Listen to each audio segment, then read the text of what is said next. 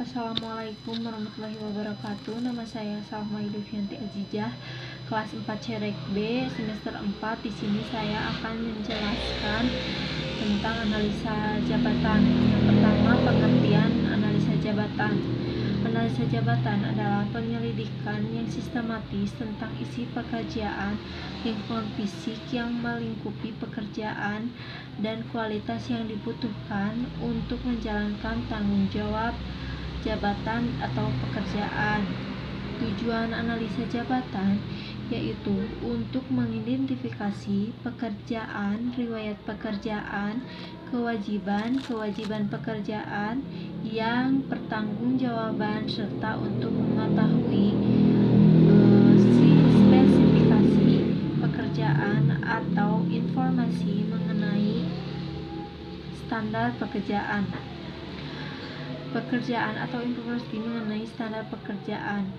Analisa jabatan mencakup dua elemen, yaitu yang pertamanya uraian jabatan atau job description, yang keduanya spesifikasi jabatan atau job specification atau persyaratan jabatan.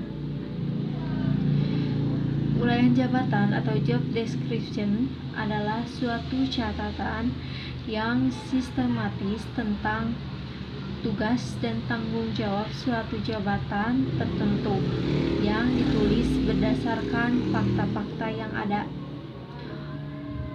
Penyusunan jabatan ini adalah sangat penting. Yang pertamanya untuk menghindari terjadinya perbedaan atau pengertian. Yang keduanya untuk menghindari terjadinya pekerjaan rangkap. Yang ketiganya untuk mengetahui batas-batas tanggung jawab dan wewenang masing-masing jabatan. Spesifikasi atau persyaratan jabatan adalah persyaratan minimal yang harus dipenuhi oleh orang yang menduduki suatu jabatan agar ia dapat melaksanakan tugas-tugas yang dibebankan kepadanya dengan baik. Spesifikasi jabatan ini dapat disusun secara bersama-sama dengan uraian jabatan, tetapi dapat juga disusun secara terpisah.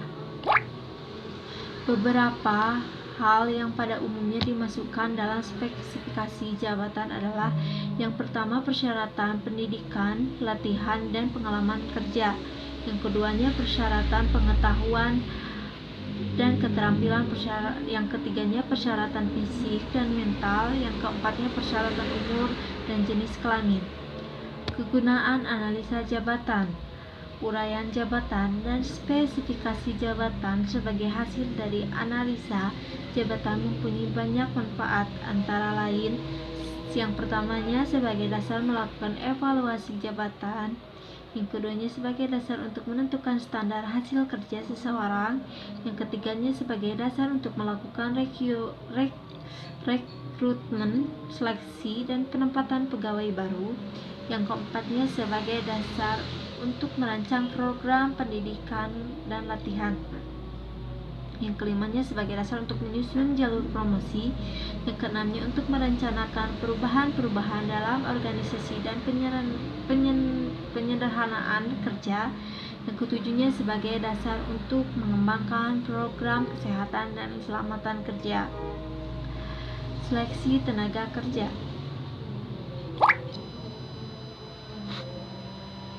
Metode analisa jabatan. Pelaksanaan analisa jabatan pada dasarnya adalah suatu proses pengumpulan, penelitian, penguraian data jabatan yang tahapnya sebagai berikut. Yang pertama, tahap persiapan dan perencanaan. Yang keduanya, tahap pengumpulan data. Yang ketiganya, tahap pengolahan data.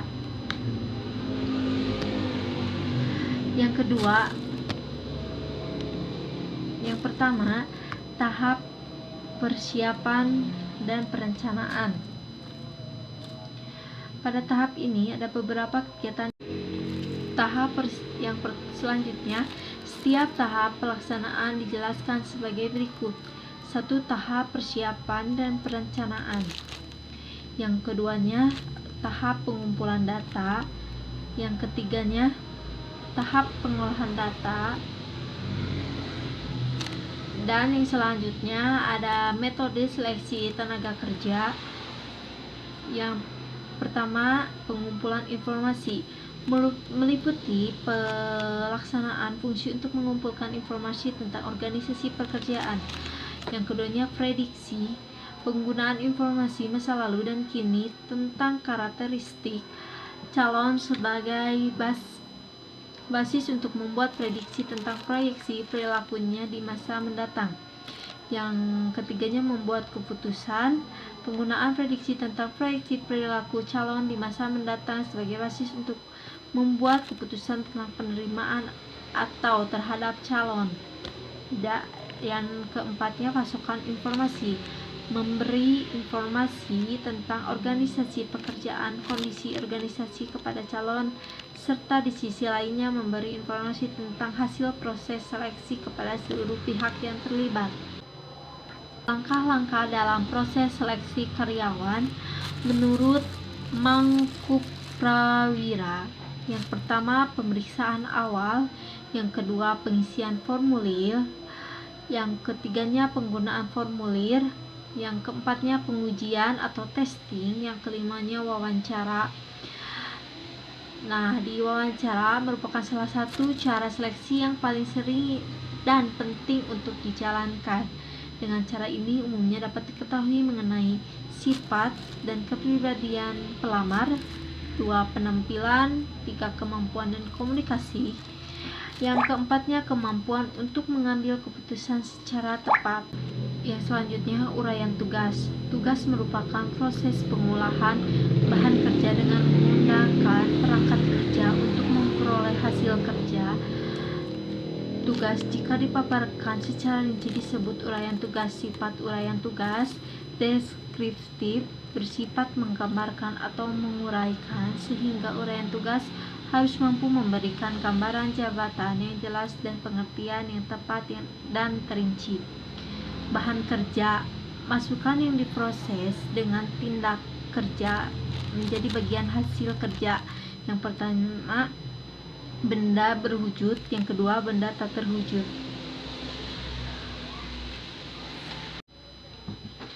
Perangkat kerja: mesin, perkakas, peralatan kerja dan alat kerja lainnya yang digunakan untuk memproses bahan kerja menjadi hasil kerja. Nah, hasil kerja tersebut produk yang harus dicapai oleh jabatan. Kolerasi jabatan: hubungan kerja yang dilakukan oleh pemegang jabatan, baik timbal balik maupun searah vertikal, horizontal, enter dan ekster.